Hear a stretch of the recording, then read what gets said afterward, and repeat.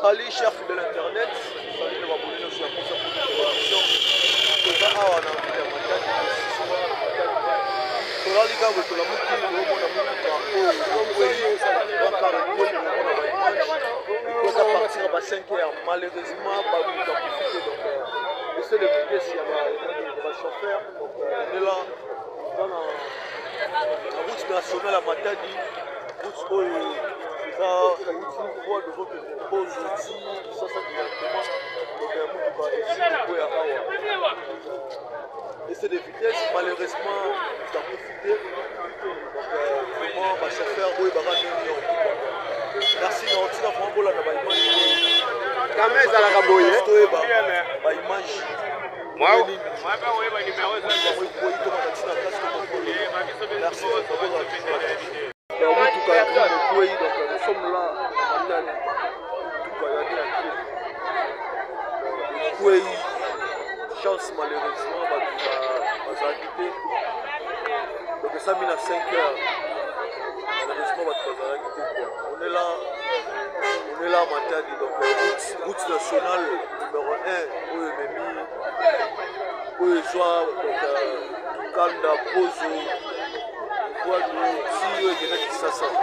Donc on est là, tous en voie. Juste avec le copain, là sur malheureusement, on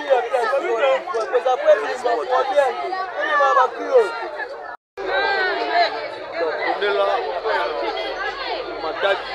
Matadi, donc la direction qui pose au team de manque de courir. Malheureusement, de quoi depuis 5 heures. Malheureusement, personne n'a profité. Donc voilà. Oh, et ça passe. Ouais, salut. Nous sommes précisément à Matadi. Donc, remorque courir qui partir à 5 heures. Donc nous sommes à Matadi. Nous sommes à Matadi.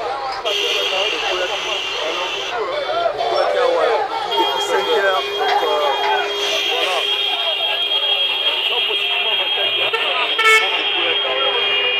Depuis 5 heures. Donc on est là. Remorque Kouyaki depuis 5 heures. Malheureusement, est venu visiter. Donc elle me met ma grime à moi là, elle me met vraiment ma grime. Chance ma grime pour moi manité.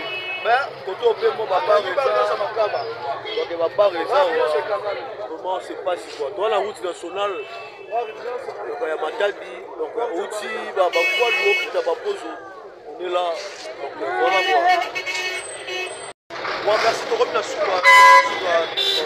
pour ça pour aussi vite, on va y trouver la part. La suka vraiment beaucoup là beaucoup d'idées comment les alliés passent sur place cette fois sur la route nationale la Matadi on va jouer outil la photo et puis ma voix du photo du